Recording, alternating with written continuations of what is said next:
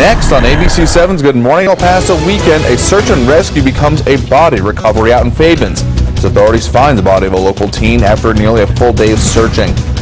And the death toll continues to rise this morning after a major bomb blast rocks Baghdad in the wake of the recapture of another major Iraqi town. And they light up the city every night, but now they're getting stolen. And the suspected thieves are posting the evidence themselves online. And so storm track weather, Stephen.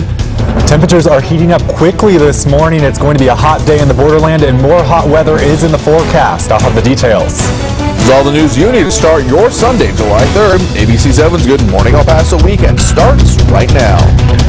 Live, where news comes first. From the Mesilla Valley and Las Cruces to El Paso and the borderland. This is ABC7's Good Morning El Paso Weekend. Well, good morning, El Paso, and thank you for joining us. I'm Andrew J. Polk. A teen is dead after search and rescue crews found his body close to 18 hours after he fell into a canal in Fabens. Sheriff's officials say the teen was with a group of 3 other people and were out playing by an irrigation canal in Fabens Friday night. Officials say a 12-year-old boy was crossing a levee when he lost his balance and fell in. That's when the 15-year-old boy tried to help him, but also fell in. The other teens were able to pull the 12-year-old boy out, but unfortunately they could not save the 15-year-old. Sheriff's officials say the current was too strong. Officials have not yet released his identity. It's a tragic incident. We do advise people that if they are near the canal to become aware that the water is very dangerous at this time, especially during irrigation time. Who would know that a body would be right here in back of my house? But like I said, I mean, for the family, I mean, I'm really sorry what happened to y'all. I hope everything goes good, and my prayers goes out to all of y'all. Sheriff's deputies and the fire department's water rescue team and 6 divers were able to find the body close to 1:30 Saturday afternoon. Officials have not yet released the boy's identity, but they say the family has been notified. We have an update on a fatal crash in Tornillo that we brought to you as breaking news yesterday morning. Troopers have identified the woman killed as 45-year-old Elizabeth Valerio from El Paso. The crash happened shortly before 11 Friday night on I-10 East near mile marker 56 in Tornillo. Troopers say Valerio was trying to make a U-turn when she was struck by another car, leaving her car in the middle of the road when she was then hit by a semi-truck. Valerio died at the scene. The 2 other people inside the other car were taken to Del Sol Medical Center with non-life-threatening injuries. The driver and passenger inside the semi-truck were not injured. And a Las Cruces man remains in jail without bond after police say he stabbed and killed another man. 35-year-old Rodolfo Martinez is charged with 1 open count of murder and 1 count of tampering with evidence. Police say he stabbed 46-year-old Christopher Ray Friday night in the parking lot of a Western Inn on the 2100 block of West Picacho Avenue. Detectives say that Martinez and Ray knew each other. Witnesses told police they saw the 2 walk together near the apartment complex when Martinez and Ray apparently got into a fight. That's when police say Martinez allegedly stabbed Ray multiple times. Witnesses say Martinez then fled the scene, and he was found by police a short distance away. And officials say a car bomb in Baghdad leaves at least 83 people dead. That blast and a smaller one in eastern Baghdad left another 176 people wounded. In an online statement, the Islamic State group claimed responsibility for the attack, which struck a busy shopping district of the capital. The number of casualties were confirmed by police and hospital officials who spoke anonymously because they were not authorized to release information to the press. The attacks come after Iraqi forces retook the city of Fallujah from ISIS. And the Bangladesh Prime Minister declared 2 days of mourning after 20 captives and 2 police officers were killed in a hostage situation that lasted for hours. In the end, police rescued 13 captives and killed 6 attackers. 1 was captured alive. 3 of the hostages killed attended college in the United States, 2 at Emory University in Georgia, and 1 at UC Berkeley. Several people were able to escape the hostage situation. One of the employees describes how he and others got out. They were shooting in the air. They didn't shoot to hit anyone, just to create fear. So later, the guests were all lying on the ground under the chairs and tables, and we escaped in whichever safe way we could. Some went to the roof, others went to other safe spots. At the end, there were about 15. The Bangladesh Prime Minister refuted the possibility that the Islamic State could have been behind the attack, despite the group claiming responsibility. So switching to our Storm Track weather now, let's get your first forecast with Storm Track meteorologist Stephen Decatur. Good morning, Stephen. Good morning, Andrew. Temperatures warming up quickly so far today, already in the 80s in some spots. In fact, middle 80s, even upper 80s at Montwood, 88 degrees currently. Loma Terra sitting at 81. Fabens, a nice cool 78 degrees in the lower valley. So again, temperatures warming up quickly today. It's going to be a hot day today. Much warmer than yesterday. You can see 99 degrees is what we're forecasting. Some locations are going to hit 100.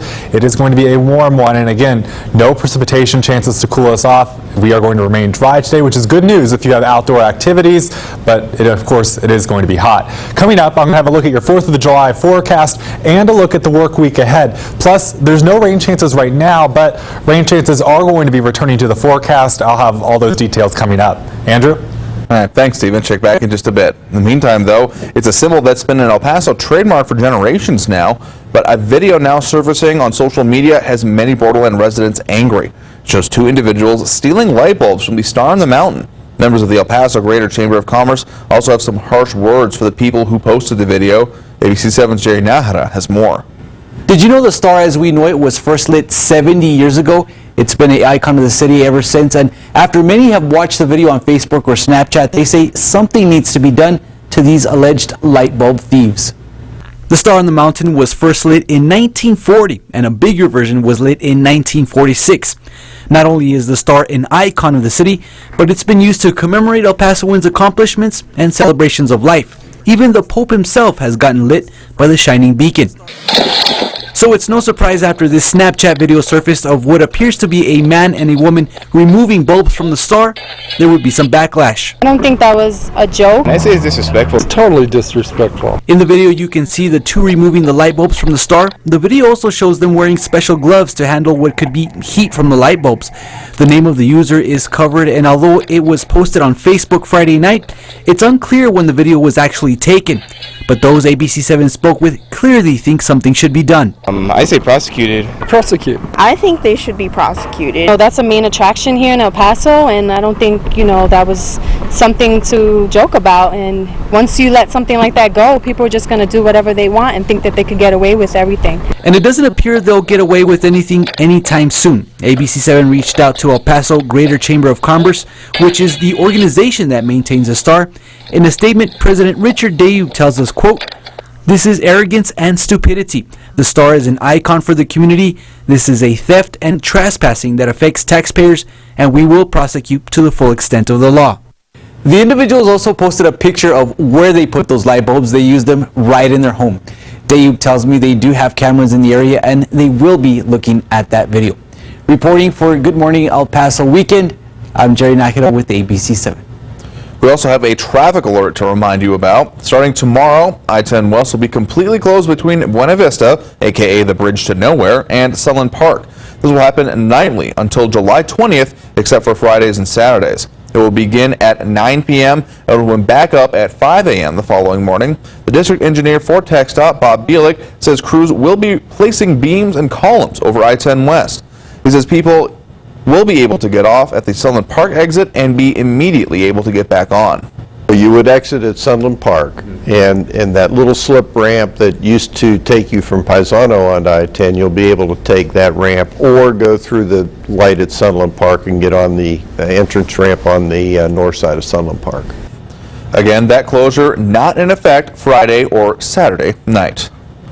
And a major truck crash on a railroad crossing in the lower valley some months ago has now resulted in major changes for what can happen at that intersection at Alameda and Oil Mill Drive.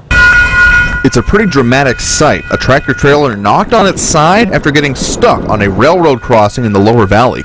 No one was seriously hurt here, but it wasn't the first time that there had been problems with big trucks at this crossing. These are some slides that show the continual damage at the railroad crossing as those large trucks cannot clear it, and it's just a continual damage. And this was the latest accident that occurred at the rail crossing. It's not the safest of situations. County Judge Veronica Escobar and the rest of Commissioners Court voted to restrict crossing by trucks over 32 feet long for the future, with signage to be placed around it to make that clear.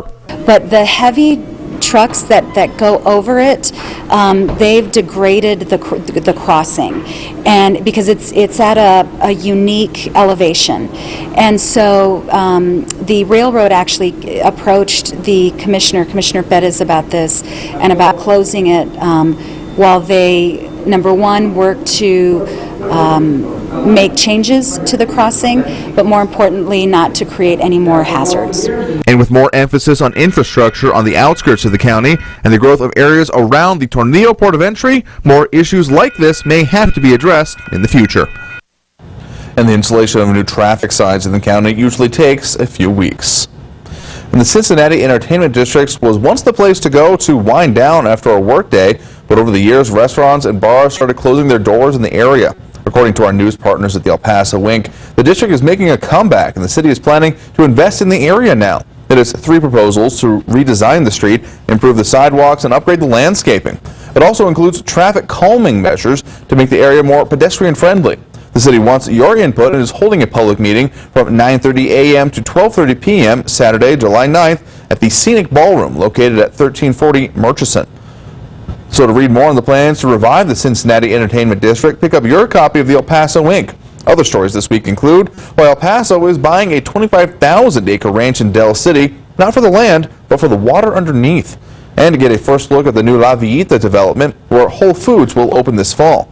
El Paso Wink is online at KVIA.com and available for home and business delivery. Call the number there at the bottom of your screen, 534-4422, to subscribe. And we're still learning more about that terror attack in Bangladesh this weekend. And coming up on Good Morning El Paso weekend, friends and family mourning the loss of an American killed in that horrific restaurant attack. And later, a noted Nobel laureate and Holocaust survivor passes away, the legacy he leaves behind this morning. It is 8:12 right now, taking a live look at traffic this morning. Looking at I-10 in Yarborough, a few cars out there. I-10 in McRae, bit of traffic, but really not that much going on. A lot of open roads out there. Traffic moving along just fine. Conditions very clear. I-10 in Hawkins, same story. And it's storm track weather. Steven? 100s are returning to the borderland. I'll tell you how hot it's going to get coming up next. You're watching ABC 7, where news comes first.